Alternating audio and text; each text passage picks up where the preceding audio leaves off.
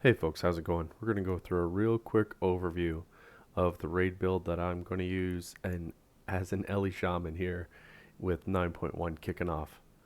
So for those of you who are really looking for the quick and dirty, you're going with a 2-3-2-1-1-3-2, and we're going to talk through why those talents are useful here in a second. Basically, obviously, you need to consider what the battle is looking like, and if you're in a raid where you actually have more than one target you're looking to knock off. But right off the bat, like Echo of the Elements is way ahead of the other two options on the tier 1 spec. The level 25 row, tier 2, is actually really balanced, but Elemental Blast is what's taken top spot for DPS production. Over next on the third tier, it really comes down to just what your preference is. I usually go with Earth and Shield. I can usually benefit from a little bit of additional healing on me or whoever I'm stacking on. Although, if you need a little bit of increased defensiveness, Spirit Wolf is always an easy play. Shouldn't be any reason you need to take Static Charge. For Tier 4, Master of the Elements is well ahead of the other two options that are in place. Tier 4, it's really up to, or Tier 5, I should say, is really up to whatever your preference is. I like to go with Nature's Guardian. Just actually having that additional health top me up makes a big difference.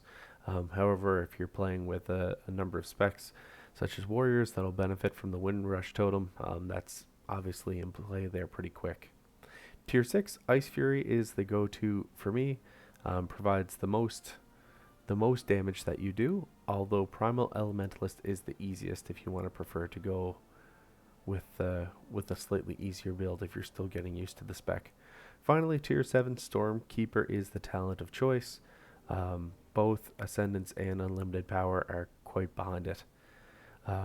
Ascendance can be useful if you're looking at a particular burst windows that you're trying to line up, but that'll really be spec specific.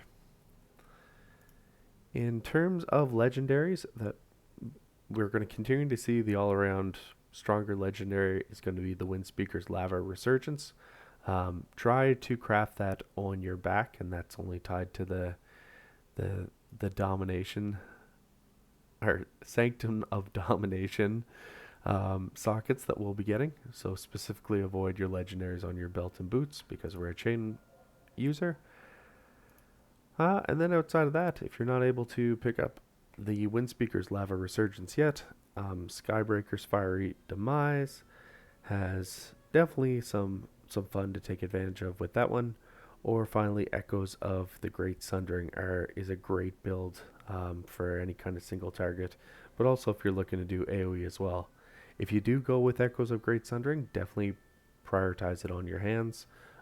Avoid that shoulder build, and if so, you're probably going to have to effectively recraft it because shoulders are one of the domination sockets that we had just mentioned. As far as covenants go, Venthyr is slightly behind the other three, but they're all definitely credible. If you're looking for the best or the optimal raid build, you want to go with Necrolord. If you're more concerned with some AoE builds, Night Fae is what you want to prioritize.